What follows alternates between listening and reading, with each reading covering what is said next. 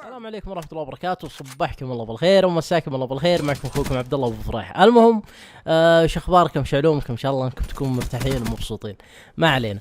الموضوع اللي حاب اتكلم باليوم موضوعين، اول شيء عن اكس بوكس وبلاي ستيشن، والشيء الثاني عن كول اوف ديوتي اونلاين. خلونا نبدا بكول اوف ديوتي اونلاين لانه موضوع يعني قصير، يعني ما يحتاج كل نقاش.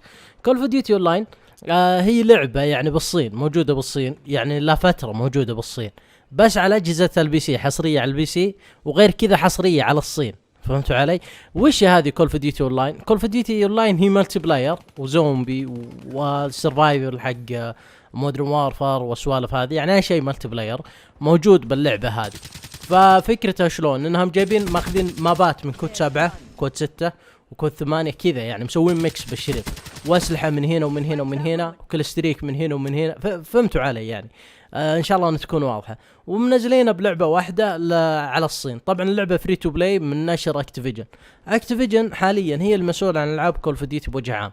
اكتيفيجن حاليا تبحث عن الموظفين هذولا، يعني هو تبين بحثا عن الموظفين انهم يبحثون عن موظفين يوزعون اللعبه خارج الصين، يعني راح تطلع اللعبه برا الصين. لكن ما ادري هل هي راح تطلع، يعني يوم شافوا ان الاجهزه هذه قويه اللي بلاي ستيشن 4 واكس بوكس 1، يعني هذه اجهزه قويه يعني تشغل العاب نفس العاب البي سي تقريبا بنفس الدقه وكذا، فممكن انهم ينزلون على الاجهزه هذه، او انها راح تنزل على البي سي، يعني حصريه برضو على البي سي لكنها تقدر تلعبها برا الصين.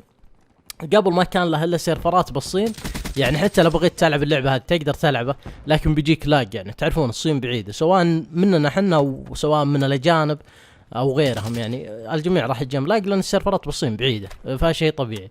فعشان كذا اللعبه ما انتشرت كثير، ومشهوره بالصين، مشهوره شهره مش طبيعيه بالصين.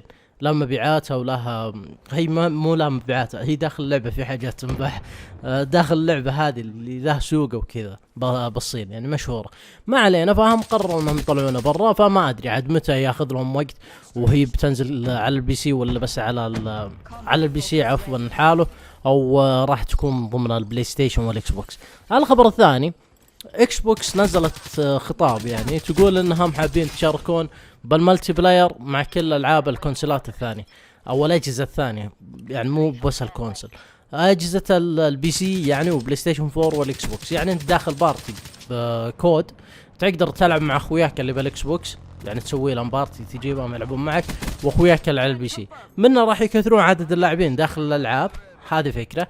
الفكره الثانيه انه يكون يعني ما في ضغط على يعني تكون السيرفرات يعني كلها من جهه واحده، يعني ما يحتاج انك تحط سيرفرات للاكس بوكس، سيرفرات للبي سي، سيرفرات للبلاي ستيشن، لا، فيكون بقى توفير على غير توفير، يعني ما ادري كيف. فيب يعني هي حاجه كويسه اذا سووا، مع اني ما اتوقع الحاجه هذه.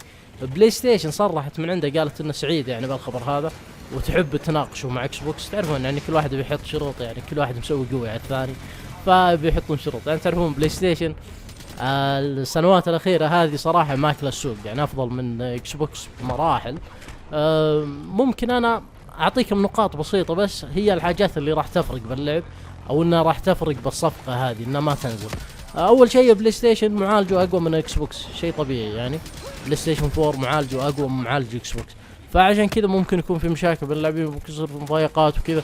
ممكن لاعبين حقين البلاي ستيشن ما يجيهم جلتشات، لاعبين اكس بوكس يجيهم جلتش او العكس وكذا، يعني فراح تصير مشكله. فعشان كذا ممكن يوقف المشروع هذا.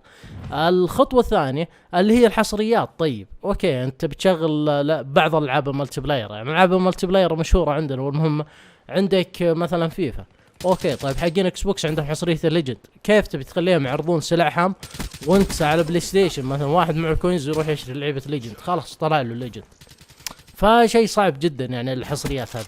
غير كذا البلاي ستيشن عنده حصريه مابات كود. طيب حق مابات كود نزل ماب باك وقاموا الناس يلعبون، حقين اكس بوكس قاعدين يتلفتون، قاعدين يراعون الحقين بلاي ستيشن كلهم يلعبون بالمابات الجديده، هم قاعدين يلعبون بالمابات القديمه.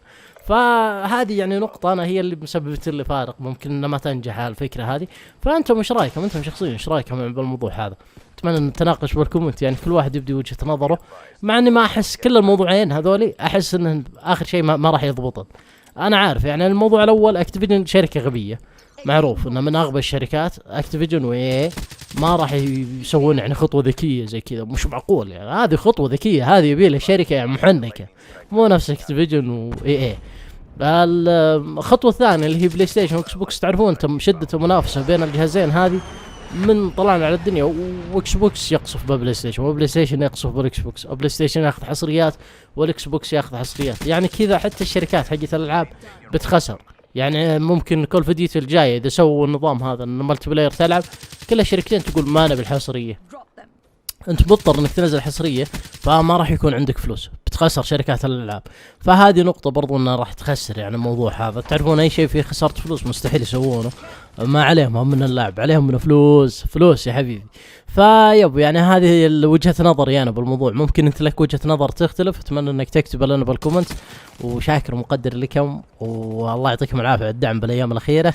الى هنا وصلنا مقطع، كان معكم اخوكم عبد الله فرح، نشوفكم على خير، بيس، السلام عليكم.